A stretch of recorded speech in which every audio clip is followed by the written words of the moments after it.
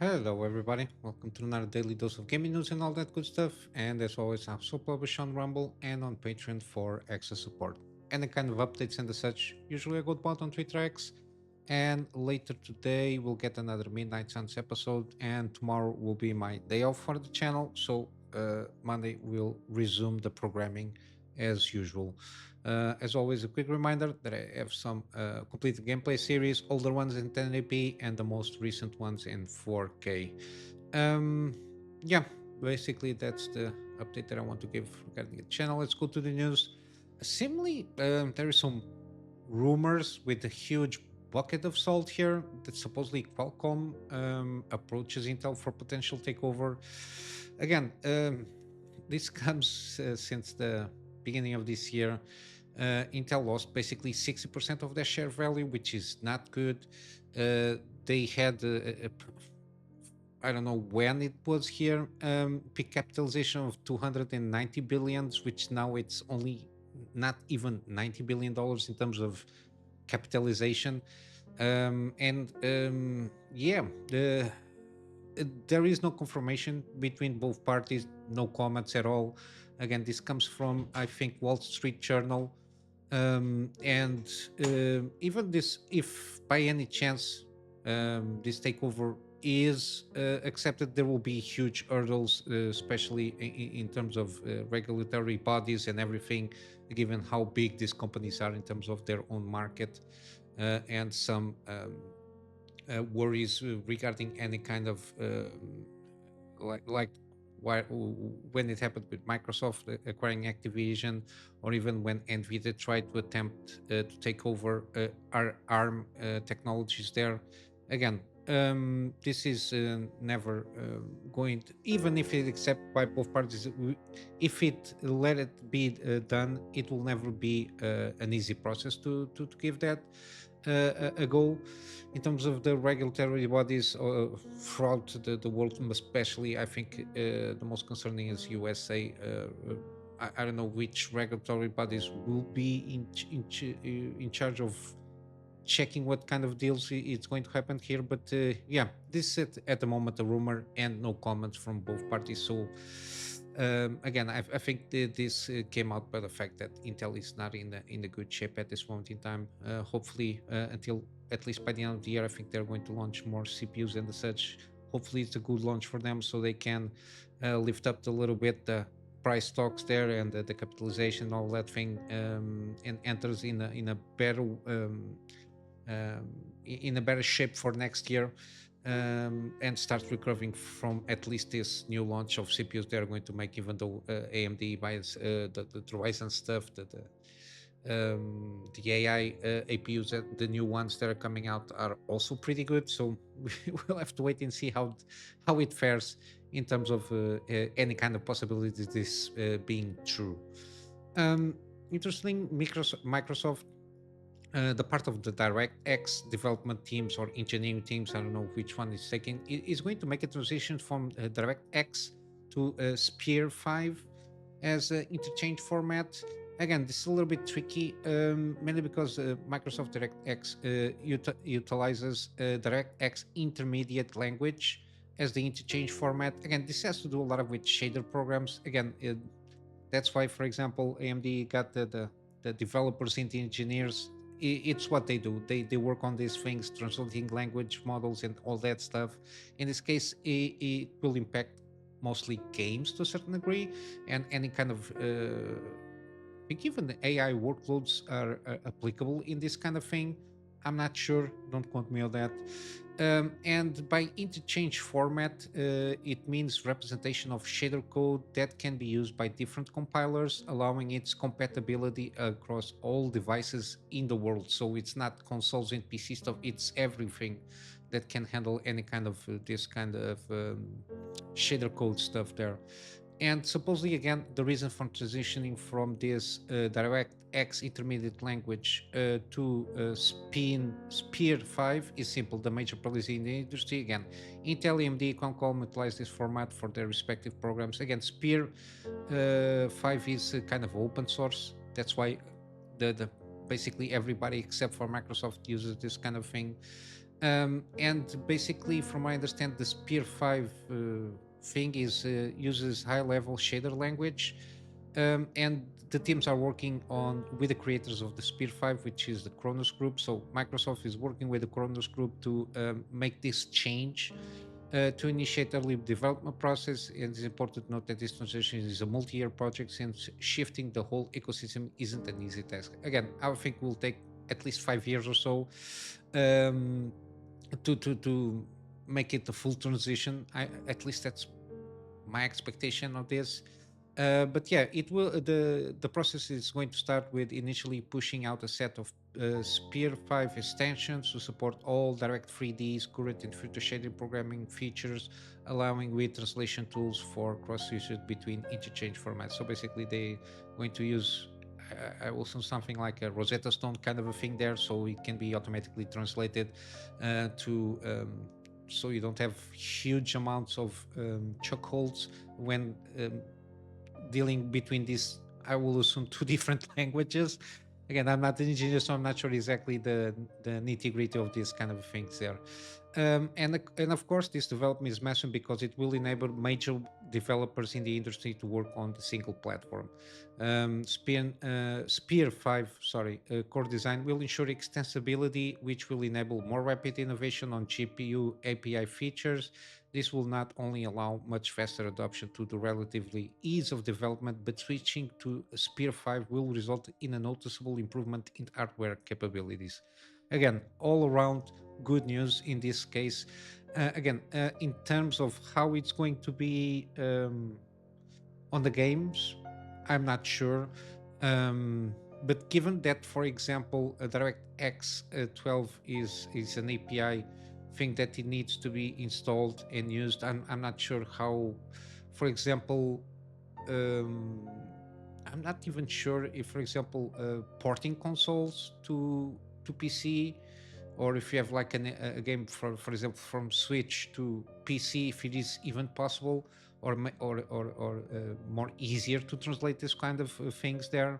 I'm not sure how this will eventually on the gaming side of things, but I will assume is going to be easier to translate, and I think it again the unified architecture is better because everybody can focus on working on that architecture, fine tune it, um, and leverage that tool as a whole for the hardware. Again, it's like AMD thing unifying their own architecture, so they, instead of having different teams working for different things, they can put all the human resources working on directly in one thing and in one architecture, and they can basically leverage better the software on the hardware and vice versa. At least that's my perception.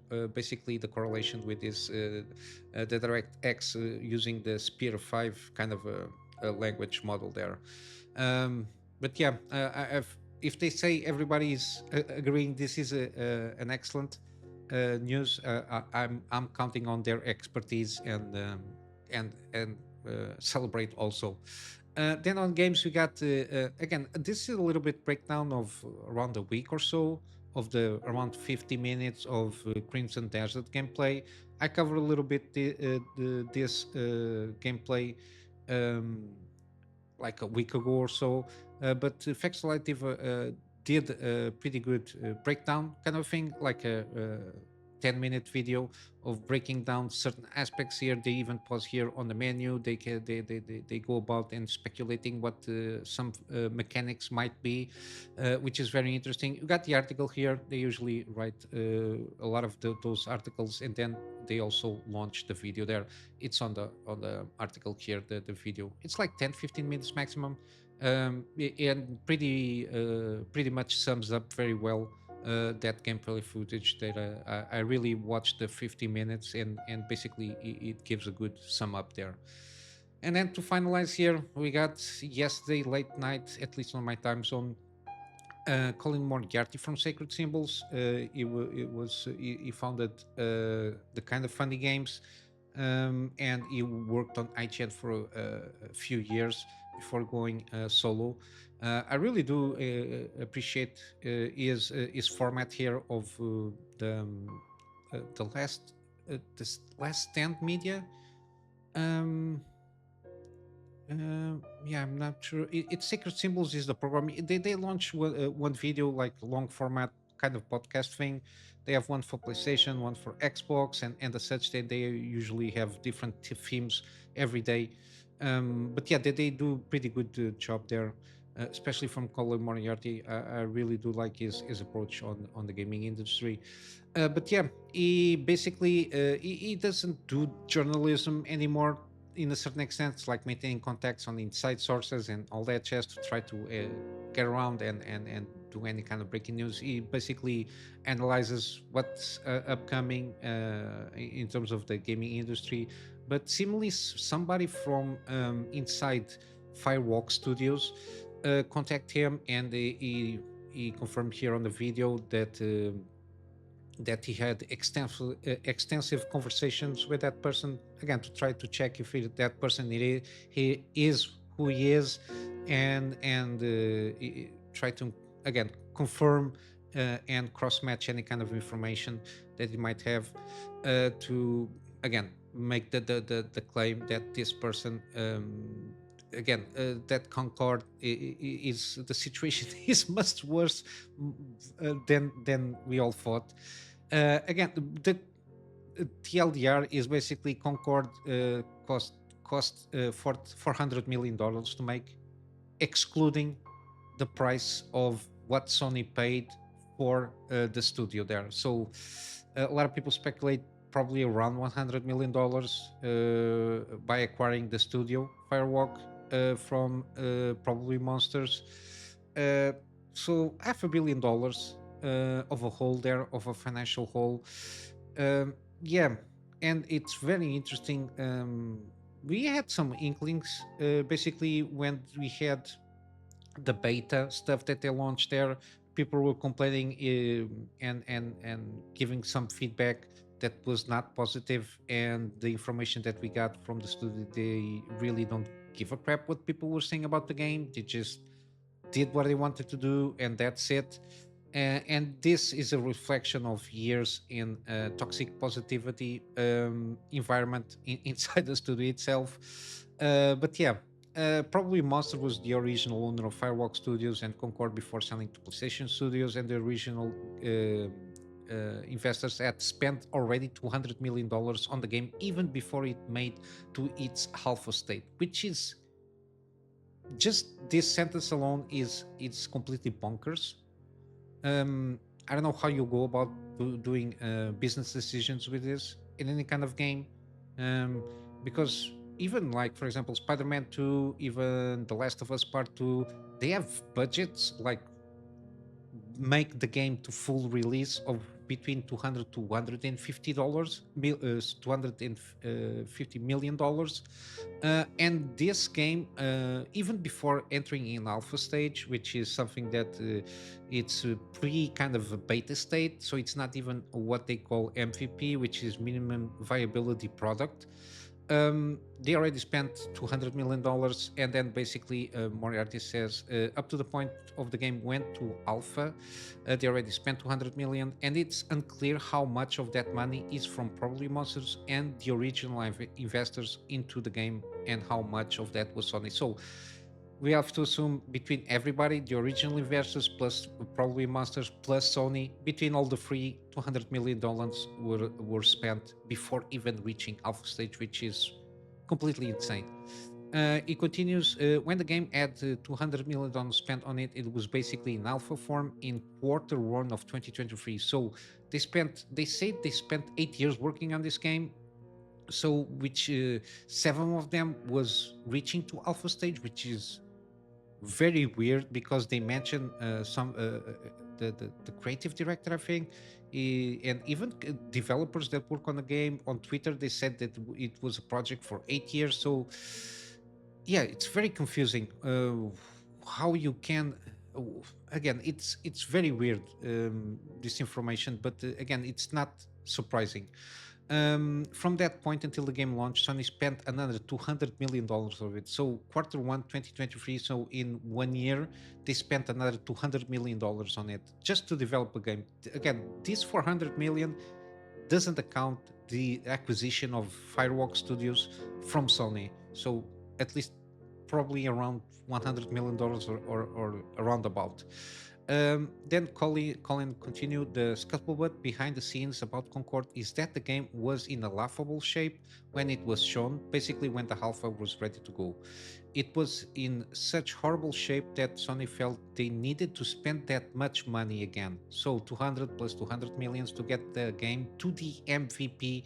So again, minimal viable product status, not the status of being a great game. It's just to get to viability state, which is like the bare minimum. A major expense was to urgently outsource much of the game to other studios to finish building the game out, and that two fundamental games were not worked on at all up to the point in which the game was shown in alpha onboarding. Nothing about that. There was nothing about how players make their character and all of kind of stuff, or choose their character and those things, and monetization. So these two very expensive things to develop. Usually it's like a part of the bulk of the strategy of the game, I suppose. Very specific and boutique things that happen to games like this. So they even didn't have a plan for this. Any kind of the character they didn't add the character if you select the character or if you customize the character, and the monetization aspect of the thing there, which is very interesting also. Later in the video, Colin claimed that executives at Sony, especially PlayStation studio boss Herman Holst, again, this is now the new co-CEO of PlayStation Entertainment, I think, were championing the game and believed that the game could be their own Star Wars IP kind of a thing. Again, inside the studios and everything, everybody's saying this game was going to be the future of PlayStation, which is ironic. How PlayStation and Sony are, I don't know, they seem to be going down like the Titanic to a certain degree in a lot of in a lot of ways. But then Colin said that they had such major ambition for this game that it was referred internally as a Star Wars project for Sony. So in the Star Wars in the sense of the IP of Star Wars, the possibilities of that. That it can be repeatedly visited over and over and over again, not only in cross media but in what we were seeing. Again, they thought they had, I don't know how they thought they had an IP similar to Star Wars, which is like multimedia, kind of mega billion dollars kind of a profit kind of IP there. Again, but then continuing, there was a lot of toxic positivity vibe. You weren't allowed to say anything internally about this game, about how something is wrong with it, character designs are not right. They really truly believed this was Herman Holst baby. Apparently, again, that's how you spend $500 million, because you got the top guy saying this is the thing, this is the future of a platform, in this case PlayStation. Again, I don't know how I don't know. They have very good sellers there, very good schemers there that can sell pretty well snake oil there. And it internally was itself a massive champion of the game. But yeah, basically that is it. The video here on the Twitter, it's around 9 minutes. He goes about there describing the full situation. But yeah, it's even worse than we thought. The estimates was around 150 million dollars whole financial hole for Sony, but now it's we can estimate around $500 million. That's why we cannot be surprised with that's why you can justify the fact that Sony increased the prices of their own PS5, the cost of the PS5 Pro. I think they launched a new PS5 skins, like retro ones, the gray ones, similar to the design of the first PlayStation. Again, I don't know. Then we will get Marathon in a few weeks, I think, if not mistaken. Marathon will come out, if not by the end of this year, early next year. They are getting in panic mode. We got the CEO of Firewalk Studios, he just bail out. Yeah, this is going to be a shit show for Sony in the next upcoming months here, because recovering for $500 million, which is nothing. They don't have even a viable IP to try and salvage anything out of this, because nobody played this. Again, for 700 players, again, counting on Steam, 700 players for a $500 million investment.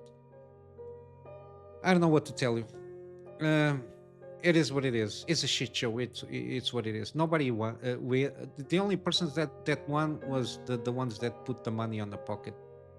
Nobody else won. There is no IP to salvage. The studio will be dismantled for sure. I don't think they can retool this. They will have to make huge changes, starting with character design by itself. Gameplay mechanics are not good. I don't even think that, because there is nothing there to even salvage for, like trying an indie game, for example, indie game level kind of a thing there to try and salvage for a single player game with more narrative purpose there. Nothing, not even a gacha game can they make out of this. Um, yeah, it's not good. I don't like it, but yeah, you reap what you sow. Um, it's everything that I have to say about Concord for the moment. Again, unless we got extra major news out of this, maybe the disaster is $1 billion. We still don't know, but yeah, for the moment we can estimate around $500 million going to the trash, and not even a character you can salvage out of this IP. Let's go for good news. We got some free games. We got The Last Stand Aftermath. This seems to be the better one from Epic Games, Epic Game Store front. Then on Steam, we got The Witcher Free Wild Hunt, 75% off. I do recommend the complete edition, which has the DLC there. We got also Ori and the Blind Forest. This is the definitive edition, 75% off. Then we got the sequel, The Will of the Wisps, 67% off. Then we got the Resident Evil franchise is on sale. I will leave the links for all the Resident Evil games there. Then we got also Nier Replicant. This is the remastered version, and then we got the sequel, which is Nier Automata, and this is the Game of the Year edition. Both of them are 60% off. Then we got Cyberpunk. Again, Ultimate Edition is the way to go, 45% off. Again, I think this is going to be for the foreseeable future the better games that CD Projekt Red will launch in the upcoming future. So take this as a good opportunity to play the last good games from CD Projekt in the next decade or so. Then we got Final Fantasy VII Remake, 50% off. Then we got also Death Stranding Director's Cut. Again, this is an excellent game. I managed to claim this for free on Epic Game Store, I think almost a year ago or something like that. Again, from what I played, I really enjoy a very Kojima-like kind of a game there. The mechanics are solid. The story is interesting to say the least, as usual with Kojima, and it's 50% off. Then you got Dragma's Dogma 2, 43% off on the base game and 38 on the deluxe version. Again, a little bit mixed results. I think the patch solved some issues, but not all of them. I think we got a better uplift in terms of performance from the latest patch there. Then you got Pacific Drive, 40% off. They recently added anomalous customization pack, and even in game you got a lot of customizations on the difficulty levels and all that stuff there. I think you can tweak around 50 fields of the difficulty, from tires, wear, from everything in between. I think I'm very interested in playing this game.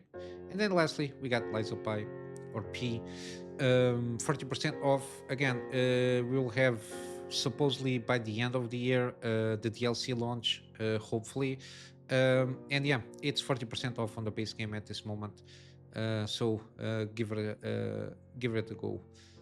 And with all that said, I will wrap up here for today. Tomorrow is my day off, just as a reminder, and I'm going to plug in my Patreon here for extra support. The extra support is more in line for me at this moment in time to get a better storage solution, so I can have backups of the stuff that I do for my clients, and of course some extra space for the videos that I do for the channel. And with all that said, hope you have a wonderful day, and I'll see you in the next one. So until then, Kunamy Master out.